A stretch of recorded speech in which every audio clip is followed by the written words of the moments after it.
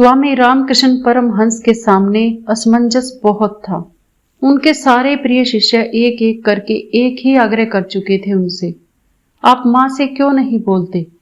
रामकृष्ण ने समझाने का प्रयास किया, इस जन्म का किया इसी जन्म में उतारना पड़ता है, वरना फिर चक्कर लगाना पड़ेगा और इस सच का सामना सभी को करना पड़ता है, फिर चाहे अवतार लेने वाले श्री राम हो या श्री कृष्ण। लेकिन रामकृष्ण के प्रति जो प्रेम और समर्पण था शिष्यों का, उसके आगे कोई तर्क कहां चलता। उनका एक ही सवाल था, एक मां अपने पुत्र को दर्द में कैसे देख सकती है। ना कोई सवाल ही नहीं, आप मां से कहिए, वो आपकी बात मान जाएंगी। उनकी बातें सुन पीड़ा में भी रामकृष्ण के चेहरे पर मुस्कान फैल जाती। कई बार वो हंसने की कोशिश करते, पहले की तरह ठठाकर, लेकिन बीमारी रोक देती। सन 1885 के शुरुआती महीनों की बात है। रामकृष्ण के गले में भयानक दर्द शुरू हुआ। जांच में पता चला कि उन्हें क्लर्जीमैन्स थ्रोट है, इसमें वोकल कॉर्ड सूज जाता है। उस समय वो कलकत्ता के बाहरी इलाके श्यामपुकुर में रह रहे थे। उनकी पत्नी शारदा देवी और शिष्य जी जान से सेवा में बीमारी में जुट गए थे, लेकिन जल्द ही आभास हो गया कि बीमारी गंभीर है। रामकृष्ण के गले से आवाज का निकलना कम हो गया। बहुत मुश्किल से कुछ खा पी रहे थे वो। पानी का घूंट तक निगलने में बड़ी मुश्किल आने लगी थी। कुछ ही महीनों में डॉक्टरों ने बुरी खबर दी, रामकृष्ण को गले का कैंसर हो गया था और दिसंबर आते आते बात हाथ से निकल गई। डॉक्टरों ने भी जवाब दे दिया था। इस समय उनके पास इस बात का कोई इलाज नहीं था। रामकृष्ण के शिष्यों को इस खबर पर बिल्कुल यकीन नहीं हुआ। उन्होंने अपने गुरु की भक्ति देखी थी, वो अवतार मानते थे उन्हें। आखिर उन्हें ऐसी बीमारी कैसे हो सकती है। लेकिन बीमारी तो थी और रामकृष्ण को दर्द में डुबो भी दिया। हालात ये हो गए थे कि उनके लिए एक कोर भी निकलना मुश्किल हो गया। कई बार मुंह से खून आता।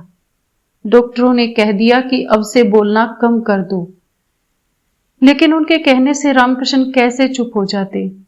उस समय भी उनका अपनी मां यानी कि देवी काली से संवाद होता रहता। उनके मुंह से हमेशा मां मां की रट निकलती। जब ध्यान से बाहर आते तो बाकी लोगों से मां की ही बातें करते। बस इसी बात ने शिष्यों को प्रेरित किया कि क्यों न मां से ही गुरु को ठीक कराया जाए।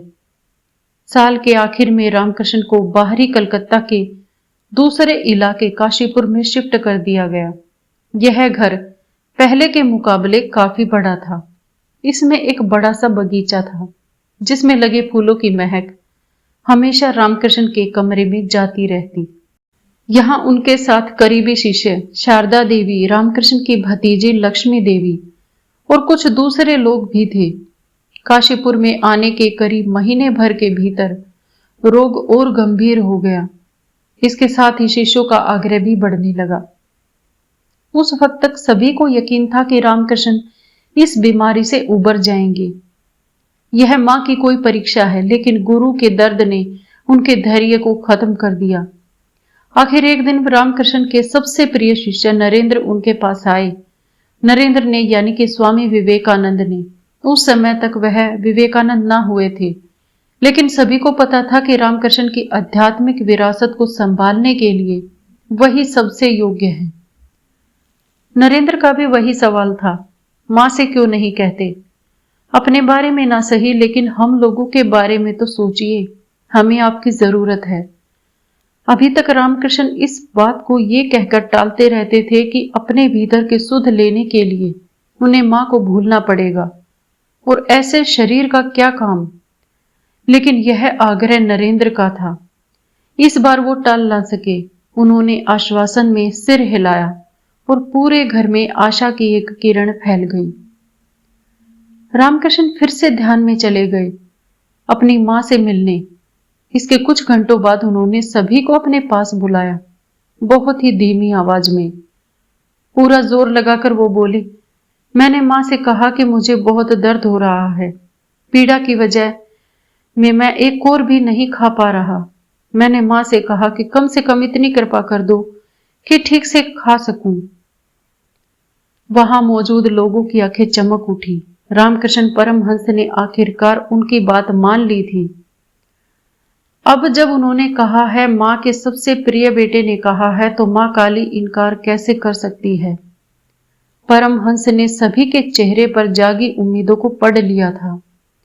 उन्होंने आगे कहा, मां ने मुझे तुम सभी को दिखाया। उन्होंने कहा कि क्या इन शिष्यों के मुंह से तुम नहीं खा रहे? क्या इतना काफी नहीं है? कमरे में सन्नाटा पसर गया। सारे लोग अवाक रह गए थे और रामकृष्ण किसी तरह अपनी बात पूरी कर रहे थे।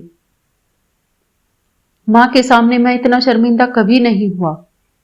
अब इस बारे में उनसे कुछ नहीं कहूंगा।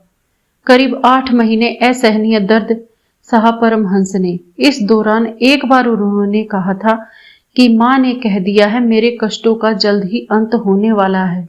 लेकिन कोई भी उस सच को स्वीकार नहीं करना चाहता था। जब कोई उनसे पूछता कि इतना दुख क्यों, उनका जवाब होता, जो बचाता है वही नष्ट भी करता है। और ऐसा क्यों है, इस तर्क को हम कभी समझ नहीं पाएंगे। वैसे भी इस तर्क में पड़ना ही क्यों है?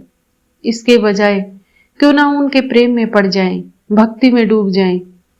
मां ने हम सबके लिए कुछ अच्छा ही सोच रखा है।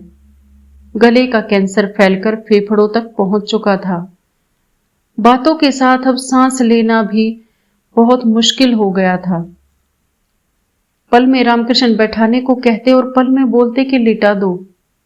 आखिरकार 16 अगस्त 1886 को इस बेचैनी का अंत हुआ। मां ने अपने प्रिय बेटे को अपने पास बुला लिया, लेकिन इस आखिरी सफर के लिए बहुत परीक्षा ली उनकी। आज की वीडियो में इतना ही। मिलते हैं अगली वीडियो में एक नए विषय के लिए। तब तक के लिए खुश रहें। Thanks to all, thanks for watching. अगर वीडियोज अच्छी लगे तो प्लीज चैनल को सब्सक्राइब करना ना भूलें। Thank you.